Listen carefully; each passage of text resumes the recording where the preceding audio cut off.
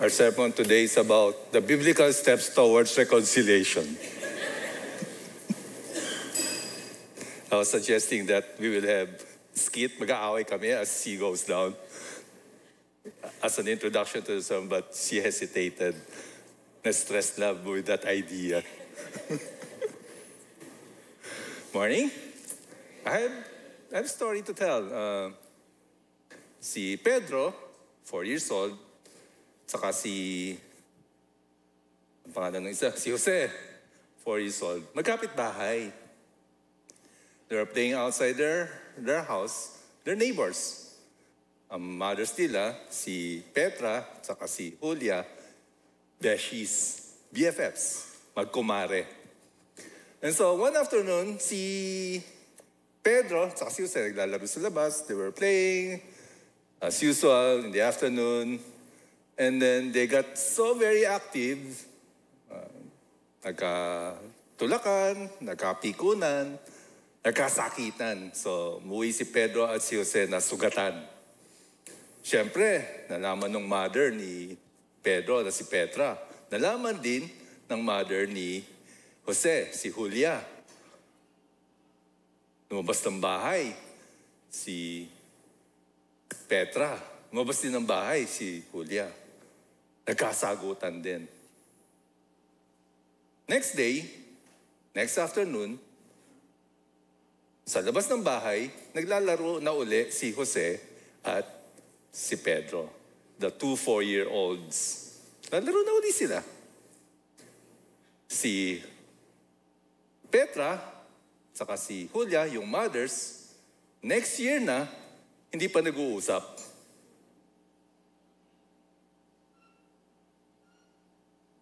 Buti pa yung mga bata, no? Madali makalimot, madali magpatawad. Samantala, across the street, nakatira naman si Lola. Si Lola, 94 years old, lumapit sa kanya sa niyang apo. Sabi ng apo, Lola, meron po akong aaminin sa inyo.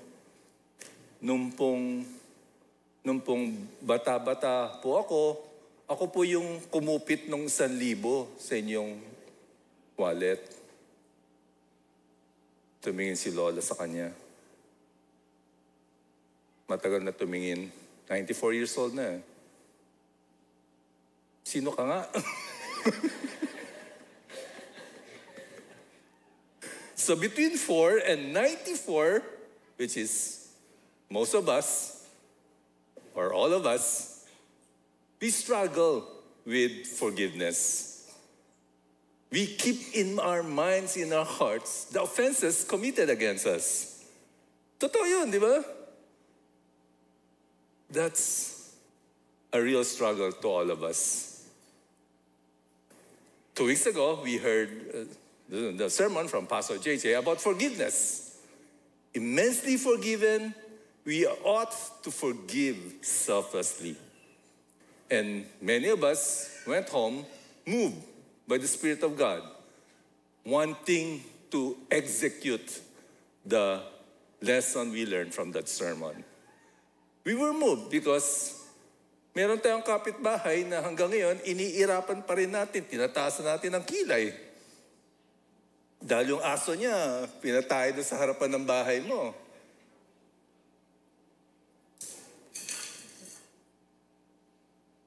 Hindi madali. We have to admit that. Hindi madali. And so today, by the grace of God, found in Matthew 18, and that's what I want you to take home today.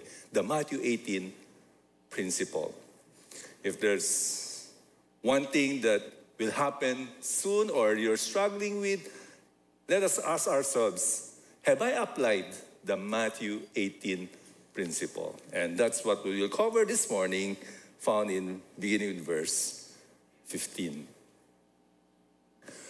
Now, let's ask this question. Huwag na natin tanongin yan. Obvious answer.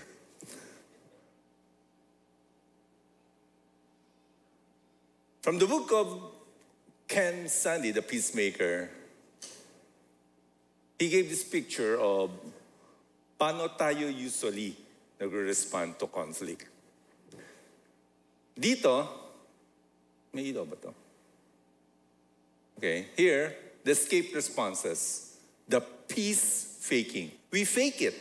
Pag nagkaroon tayo ng away, misunderstanding, we fake it. So, in the escape response, the worst would be suicide. The other next probably would be flight, tatakbo. The other is denial. Wala yan, okay lang yan. Sinabihan mo na mataba ako, okay lang yan. Pero sa loob-loob mo, mas mataba ka naman eh. Denial, right? So that's escape responses. The other worst responses is the peace breaking. Murder, the worst. Naisip mo na bang, wag natin isipin yon.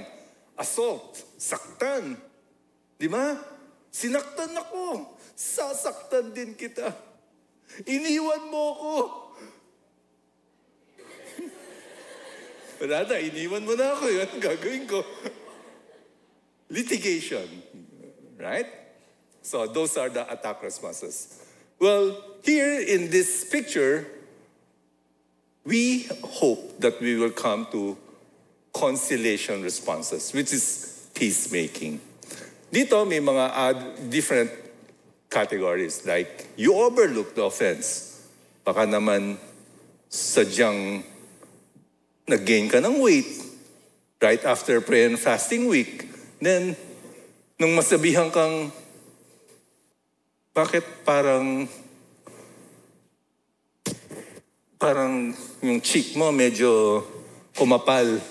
Makeup ba yan? And then, baka naman pwede nang i-overlook. Discussion. Talk to the person. Negotiation, mediation, arbitration. And the one that we will cover today as a church will be church discipline.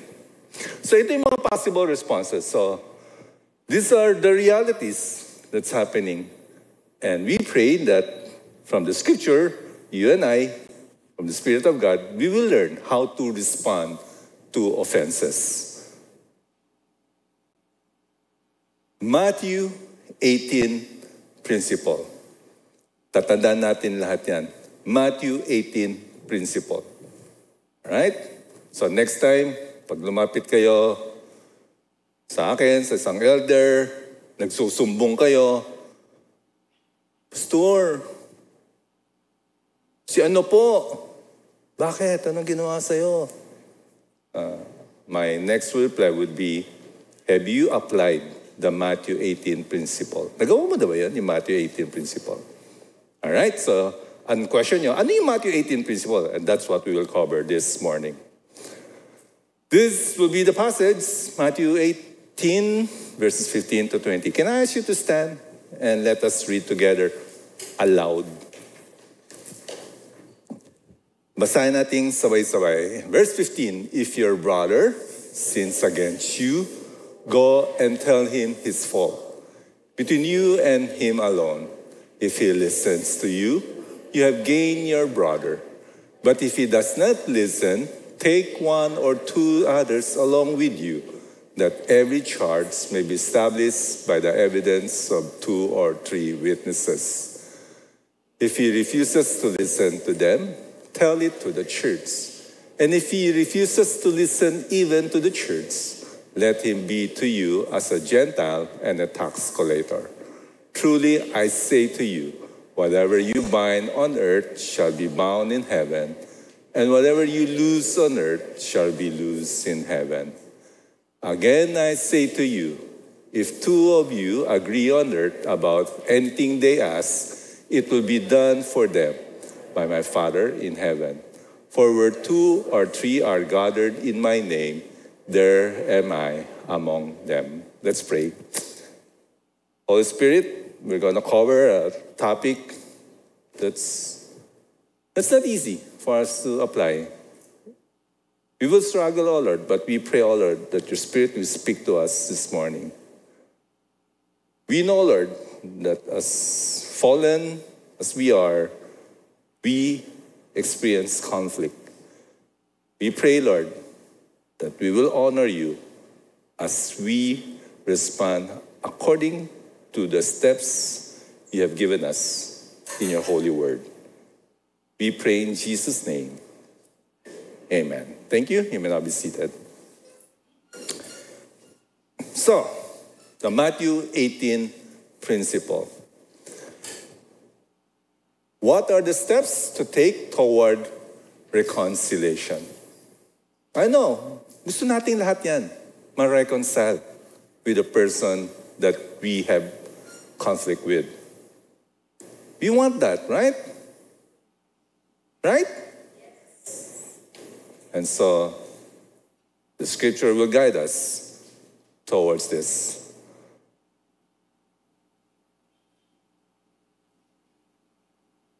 Paglabas natin mamaya makita ko dun, dalawa umiiyak sa tabi, dalawa umiiyak sa tabi, dalawa umiiyak sa tabi. Maganda yun. Maganda yun, okay?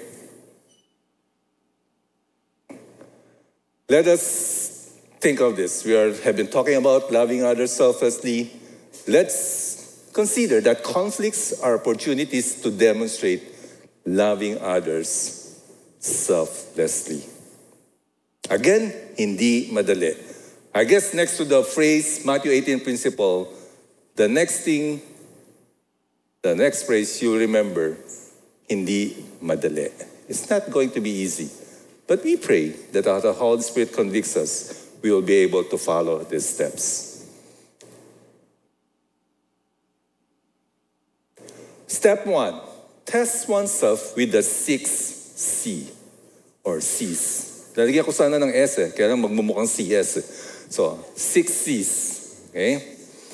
Baka pag-uwi nyo, 6 na cesarean. Hindi, 6 C's. Okay?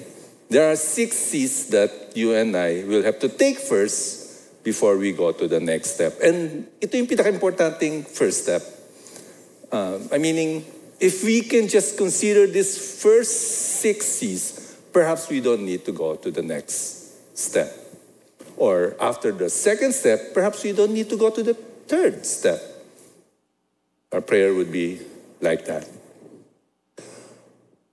1, check your heart and your life first. Sabi ng author, ng The Peacemaker, tingnan mo, baka naman evaluate mo. Ano yung contribution mo sa conflict? Baka naman pag inassess mo yung conflict, 90% ng dahilan ng conflict galing sa'yo. Then, maybe it's, instead of making sumbong, then maybe it's time to confess and ask forgiveness. Evaluate yourself. Check your heart. Check your life.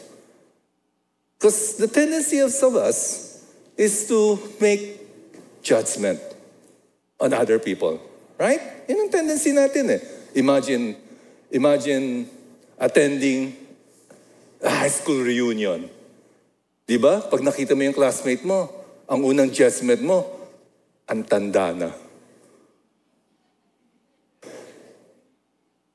Di ba? Ang tanda na ni sabi mo sa katabi mo. Guess what? Ano yung iniisip ng classmate mo habang nakatingin siya sa'yo? Wala ng buhok. It's our tendencies, right? Imagine a person visiting a church and then saying, Pastor, your church people, they're all judgmental. Paano mo nalaman? Well, meron bang nagsalita against you? Ginudge ka? No, wala. Meron bang ginawang take actions yung mga taga-church at that's why you concluded na judgmental sila? Wala. So, paano mo nalaman na judgmental sila? Sa tingin ko pa lang, alam ko judgmental sila.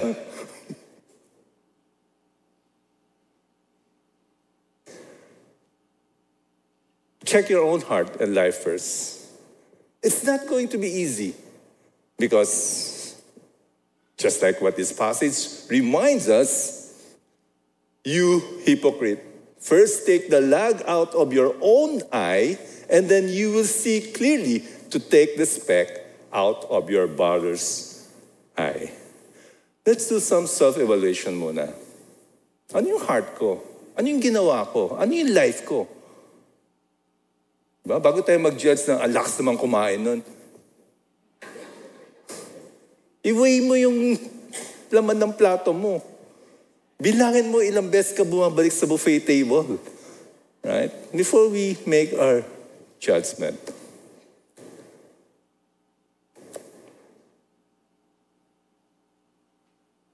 There's a log. Sabi sa Tagalog. Ano log sa Tagalog? Troso. Meron daw troso sa ating mata.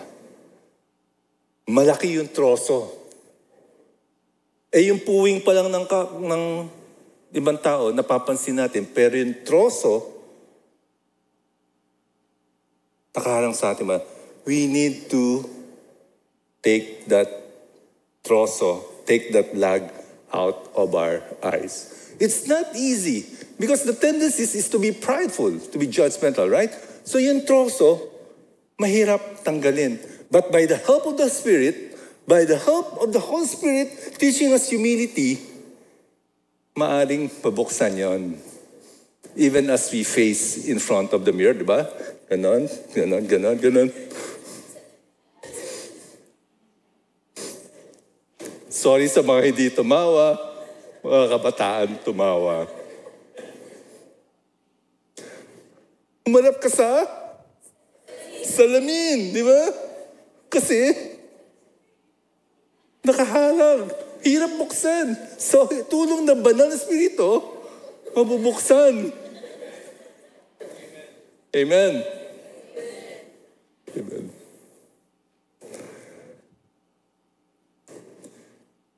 That's the first step. Very crucial step. Let's go to the next step. Or the next C. Choose to forgive. Again, hindi madali. Not easy. Choose to forgive. Then Peter came up and said to him, Lord, how often will my brothers sin against me and I forgive him?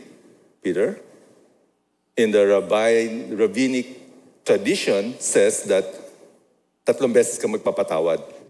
Dito, bragging si Peter. Sabi niya, as many as 7 times? Ayan, padagdag na ako. Doble na, may hiling pang isa. Instead of 3, 7. Should I forgive 7 times?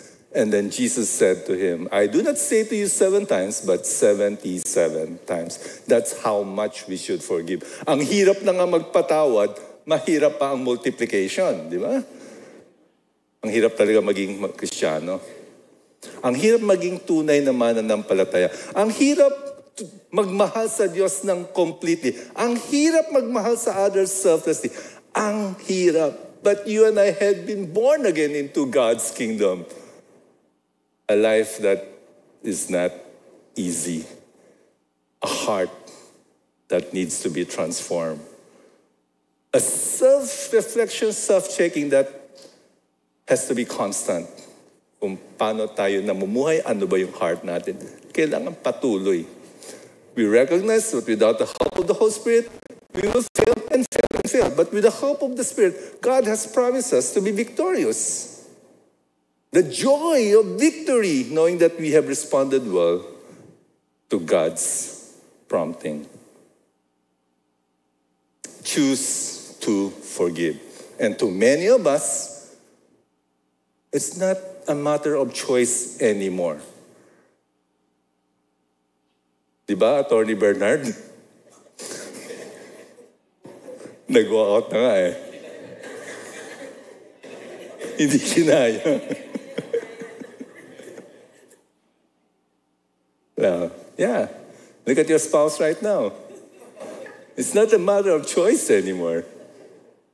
You just have simply to forgive. I asked my daughter last night, do you have somebody in conflict with? Yeah, my aya.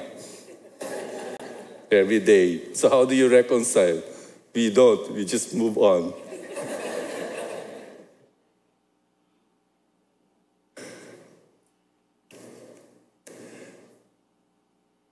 But for some others, the offense can be so heavy.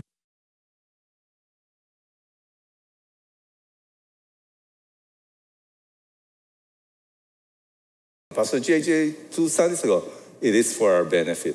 It is for your benefit to choose to forgive. Next C, consider to be reconciled. This is one area I think na kailangan talaga natin seriously consider. Something na pinopostpone natin or ini-ignore. Kasi nga, sometimes we say, pinatawad ko na. But we do not consider reconciliation. The Bible tells us in Matthew 5:24, leave your gift there before the altar and go. First be reconciled to your brother and then come and offer your gift. This is telling somebody bringing offering to God. Lord, here's my offering of praise unto you. And God said, you got something against your brother? Leave your offering, go and be reconciled, and come back and worship me. That's how serious the command is. Consider to be reconciled. Instead of just ignoring him or her, try it. Slowly. In some small steps, perhaps. Kaya yung mother-in-law mo na matagal mo na hindi nakakausap, this is a command that, yeah, we prefer to just put aside. In our heart, we might be saying, yeah, I'm forgiven, I'm not angry anymore, I don't retaliate, I don't take vengeance, but God is calling us to a higher level of spirituality. Moving up tayo as disciples of the Lord Jesus Christ. Consider to be reconciled. Perhaps it is time that you make the first step towards that reconciliation.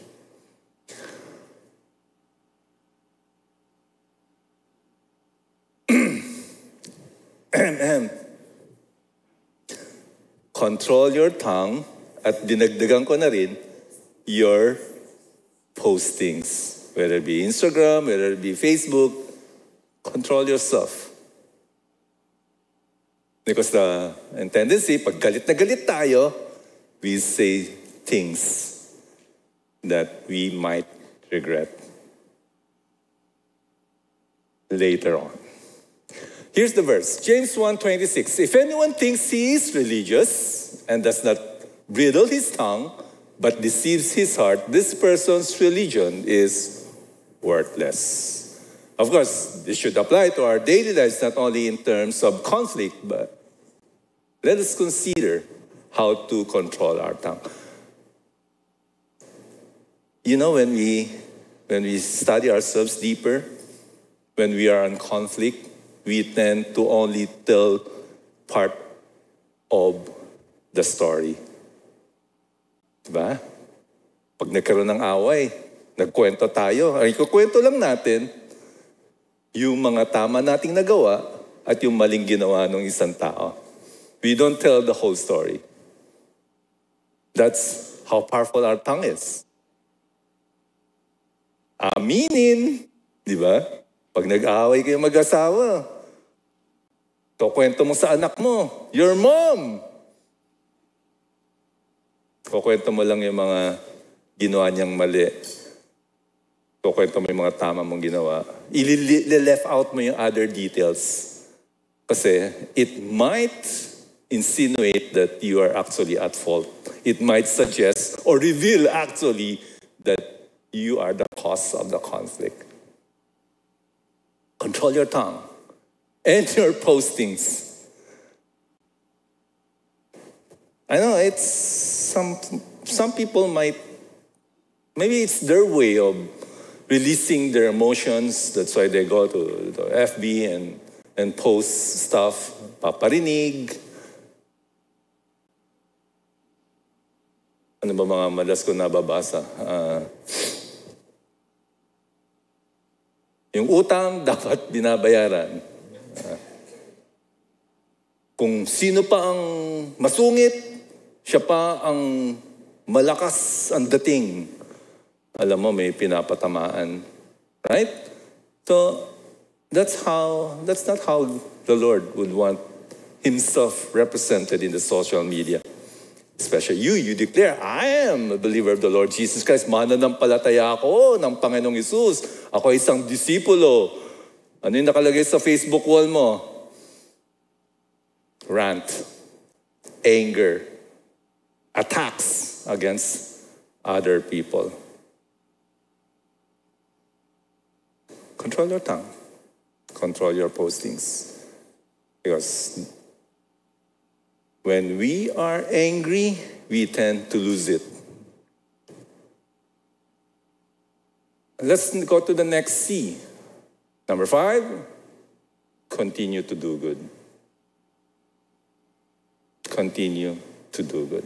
Even though you have been offended, continue to do good. I'm not suggesting that you continue to allow yourself to be abused, but continue to do good. The verse says, for this is the will of God, that by doing good you should put to silence the ignorance of foolish people. I was in a conflict many years ago, 8 years ago, big conflict. And I waited for the Lord. I took some steps how to reconcile, to resolve the issue, but apparently there was no easy resolution to the conflict. And I asked the Lord, why? And then eventually I gave up. I surrendered everything to the Lord. I'll just wait for you to move. I'll not take any steps. I don't know what to do. I'll not go to social media, but I will wait on you. And during that time of waiting, the Lord gave me this verse. Continue to do good. Continue to do good.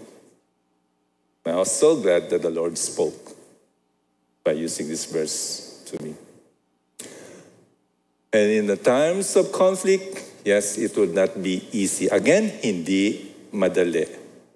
Pag uwi natin mamaya, Pastor, lahat ng sinabi mo doon, ang hirap namang gawin. Nagawa mo ba? Hindi. Kasi hindi madali.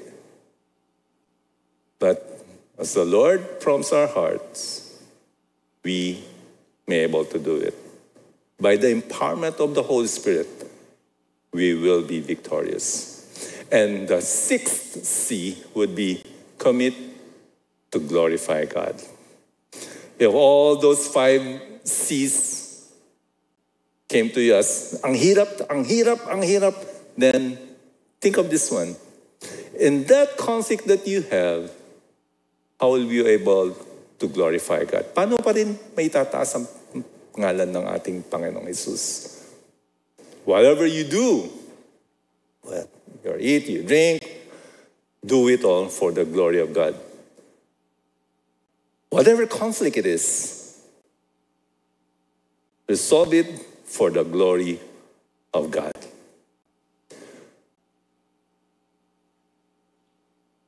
I hope this verse is a constant reminder for all of us that in everything that we do, let's think, how can I glorify God with this?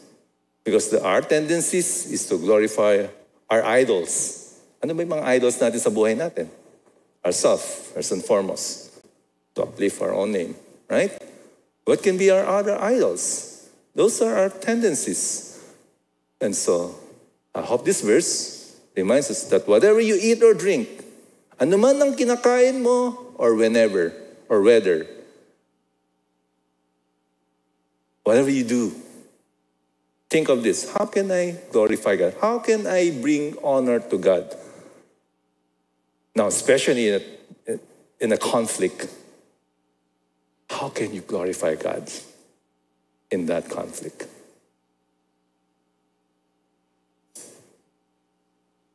By the humbling of yourself, by the swallowing of your pride, by the letting go of what you think is your right.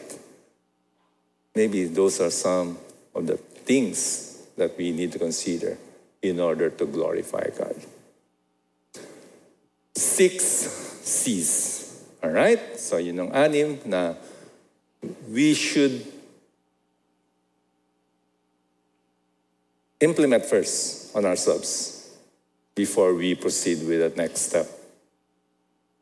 Ulitin natin. Ano yung 6? Check your own heart and life first.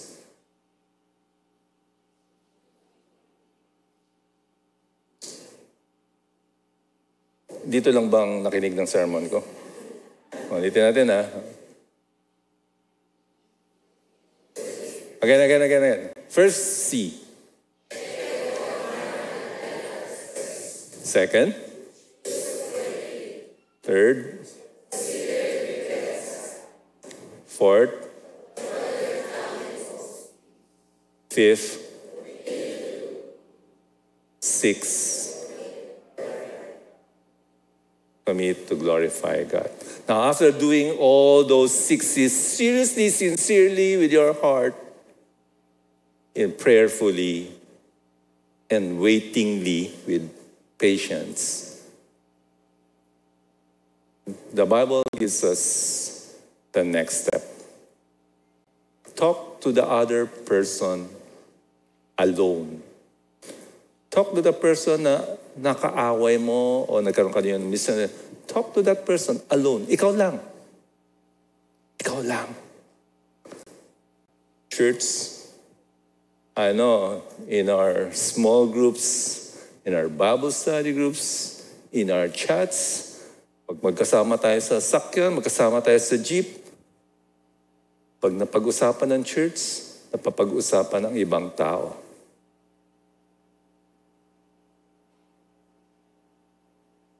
Right? Before you know it, pinag-uusapan na niyo yung isang tao. Ang haba na ng discussion. Ako lang ba ang guilty doon? Kaya nga pag kunyari may kainan, lalo na kunyari, di okay ladies, kakainan kami. Kain. Kwentuhan. Pag alis ko, alam niyo ang binibilin ko? Huwag niyo akong pag-uusapan ha. Alis na ako.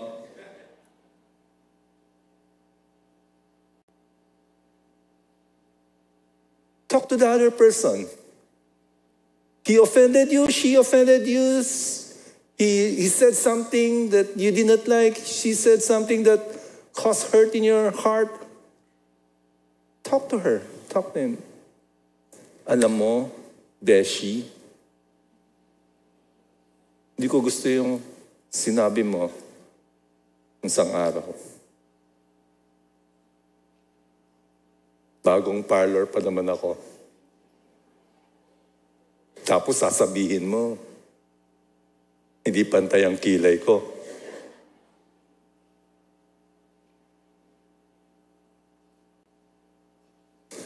I guess it's because of our culture. We hope not to speak directly to the one who offended us. As a matter of fact, we have a word, triangulate. Triangulate. Usong-uso yan sa pag-ulingin bata. Pag may sasabihin sa akin yung isa, gustong parating, Pastor, sabi po ni kung pwede daw akong humiram ng volleyball. Nandiyan na siya, bakit di niya sabi sa akin? Pastor, pera po ng volleyball. Pwede po pera? Pwede po pera mo siya. Nadaan pa doon. Pastor, pwede po pahiram ng volleyball. Sabi po ni It's a culture. Maybe because we kind of shy, mahiyain. And I think one of the many reasons is ayaw nating ma-reject. Right? Ayaw nating ma-reject directly. We don't want to hear directly yung hindi tayo na mapagbigyan. Kaya ang tendency is to triangulate, papadaanin sa ibang tao. Kaya si Lovely at si Casey, maraming tinatext, pero galing sa iba yung mensahe. But that causes problem. That causes gossip. That causes an increase of number in the category of marites. Sa halip na kausapin natin yung person, pinapadaan sa iba, uy, huwag mong sasabihin sa iba, si ito yung ginawa. Oo, hindi ko sasabihin. Uy, alam mo, sabi ni Pero huwag mo sasabihin na. Talaga huwag mo sasabihin. Pag sinabi mo, naku, sabihin, marites ako. Hindi ko sasabihin. Uy, alam mo, before you know it, the whole church knows the story except for the person that you needed to talk to. Talk to the person. Actually, simple talk might resolve it. Pagkatapos ng kwentuhan nyo, pagkatapos ng patawaran, next day, mas malalim ang inyong pagkakaibigan. Mas malalim ang inyong relationship. Because you had gone through the process, the biblical process of restoration. By talking directly, sincerely to the Lord. And before you do it, again, take the 6 C's first.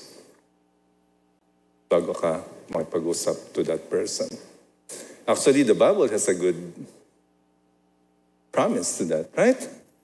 If he listens to you, you have gained your brother. Kapag nagkaroon kayo ng understanding, you have gained a deeper relationship with your brother or your sister. Again, talk to that person first. And the next time elders, Bible study leaders, deaconess, leaders of the next church, if somebody comes to you and say, Pastor, ganito yung ginawa niya, no? Your reply should be, have you applied the Matthew 18 principle? Have you talked to that person alone? Don't get involved in the gossips. Stop it right there. Habang kakainan kayo, oy, alam mo, si ganito yung ginawa niya. Sinabi mo na ba sa kanya? Hindi pa. Then, stop. Ang pag-usapan nyo, kayo. Kayo, yung mga present, para naman mas masaya, di ba? Di ba? Di ba, Melanie? Di ba? Talk to the other person first. And the third step would be, if the person would not listen, person refuses for reconciliation, then go to the next step, which is the biblical way. Take another person and talk. 1 or 2. But if he does not listen, take 1 or 2 to get others along with you, that every charge may be established by the evidence of 2 or 3 witnesses. Because by bringing a witness or 2 witnesses, it gives us the opportunity to hear also from other persons of what can be the real situation is. Because again, tayo can be corrupted by our own sinfulness. We may not be able to see clearly ano yung contribution natin sa conflict.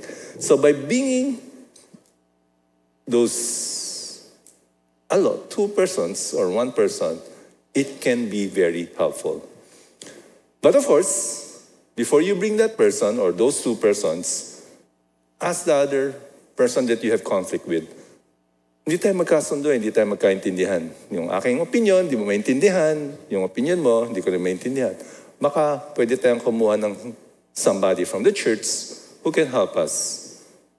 Okay ba sa'yo si elder ang isama natin?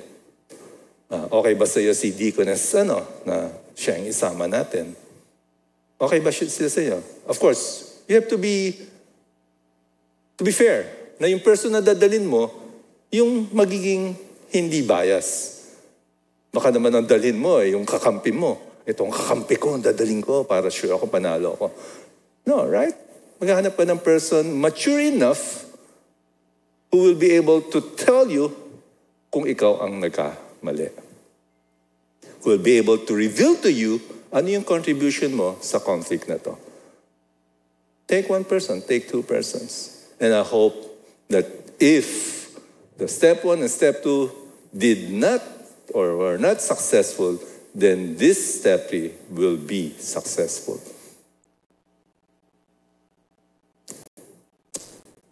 That's step 3. And the last step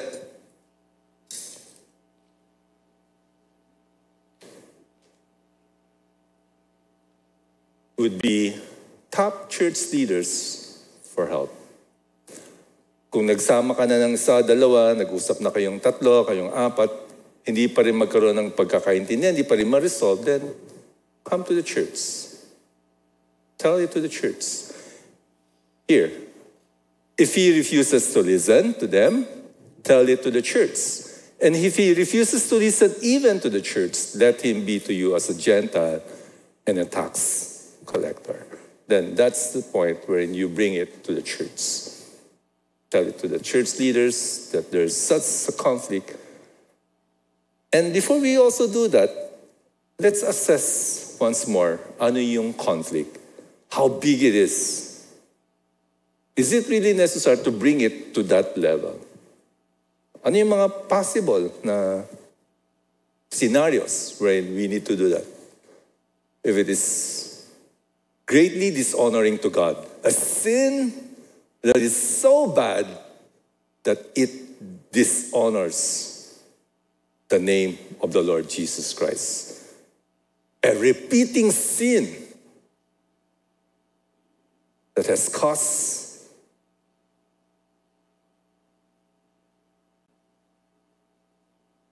pain for the church in the name of Christ.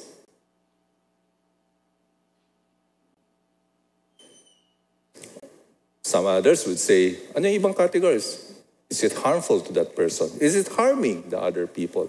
Is it harming the church? Then that sin has to be addressed.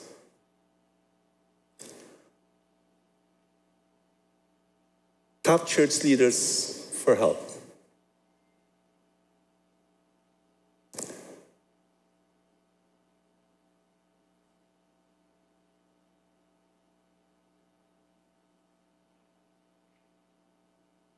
He sinned against his wife. And the wife came forward.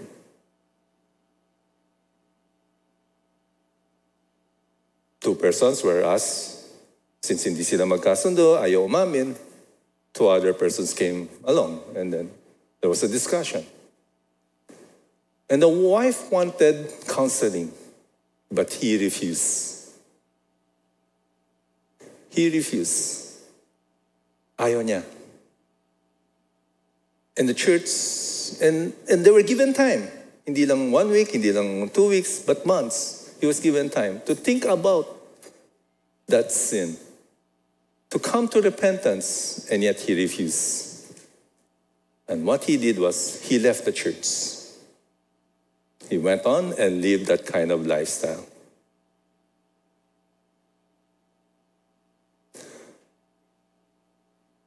Years later, he died a painful death. Another man was caught having a second family. And he was asked about it. He denied it. And as soon as he learned that somebody from the church knew about it, he left.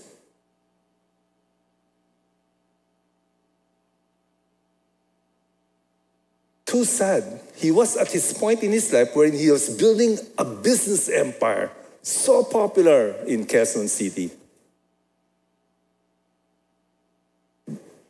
But he left the church.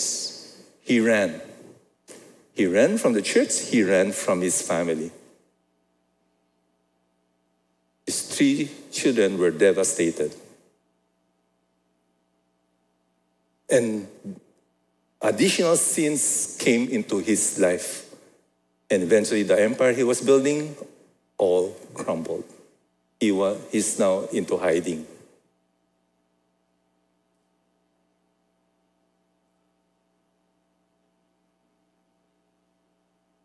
This girl fell into sin. She's young, nadala ng emotion, nadala ng desire. She sinned. And so when she was asked about it, she quickly acknowledged. She admitted. And so, with that, when her parents knew about it, they were furious because takot sila. But then, with the grace of the Lord, the church was able to handle the situation biblically. She came forward. She repented of her sins.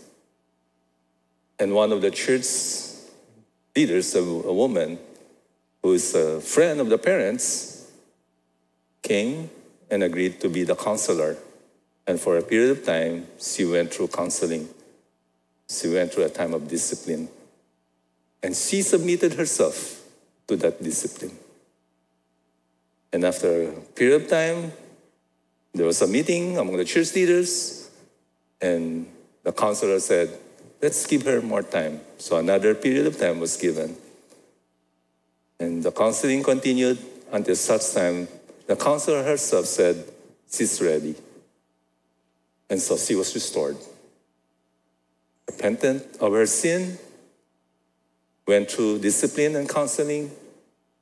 She went back to ministry, serving the Lord Jesus Christ with peace, with forgiveness, with joy knowing that God is a forgiving God. God is a God who continues to bring back, restore his very children. 3 stories. And look at the verse as this section in Matthew 18 concludes. It reads, truly I say to you, whatever you bind on earth shall be bound in heaven, and whatever you loose on earth shall be loosed in heaven. Verse 19, again I say to you, if 2 of you agree on earth about anything they ask, it will be done for them by my Father in heaven. For where 2 or 3 are gathered in my name, there am I among them. This is the context of that verse. It is in a context of reconciliation. It is a context of discipline. It is a context of how the Lord uses the church. No matter how imperfect it is, no matter how imperfect your elders, your pastors are, it is in the context of how God has given the church the authority with regard to forgiveness, to discipline, to restoration.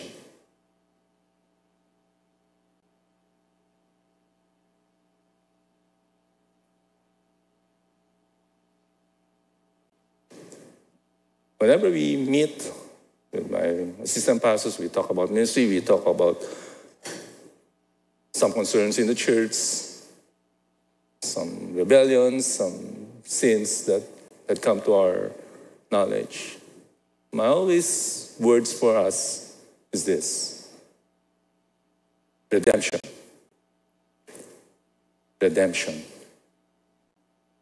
To restore the member who had sinned. And that should be our focus.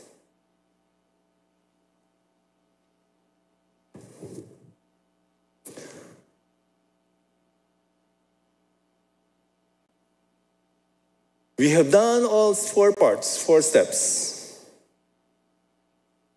And for some reason, peace is not available. Because peace may not be possible at all times with those who reject Christ. Again, the Matthew 18 principle. Let's review this. We will review the 4 steps. Again, hindi madali. It's not going to be easy. There are some verses to encourage us. Let us pursue what makes for peace and for mutual upbuilding. Finally, brothers, rejoice, aim for restoration, comfort one another, agree with one another, live in peace, and the God of love and peace will be with you. Blessed are the peacemakers, for they shall be called sons of God. Eager to maintain the unity of the peace in the bond of unity of the Spirit in the bond of peace. Okay. So next time we get into conflict, or as you think about the conflict that you have right now, ang talongin natin sarili natin, o sasabihin natin sa kaibigan natin na may conflicts with other people, ginawa mo na ba yung Matthew 18 principle? Alright? So here at GCF Batangas, I'll make spontaneous quiz. Matthew 18 principle. Dapat alam mo yun, ha? Matthew 18 principle. Dapat alam mo yun. Anong ibig sabihin nun? So ano ba yung Matthew 18 principle? Step 1, test oneself with the 6 C or C's. Ano yung 6 na yun? Check your. Number 2.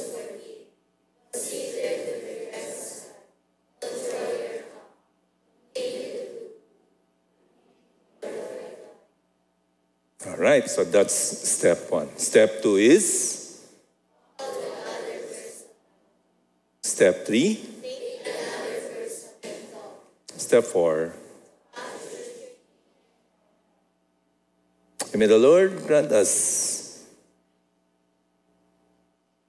the favor, the empowerment to be successful, victorious Christians as we deal with conflicts. The Lord, Holy Spirit, maamin kami sa iyo, Lord, hindi madali. Our pride ang nangunguna.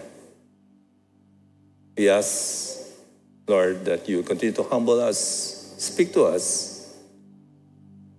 Teach us all, Lord, to follow your ways. May we be known as children of peace. We pray and ask in Jesus' name. Amen.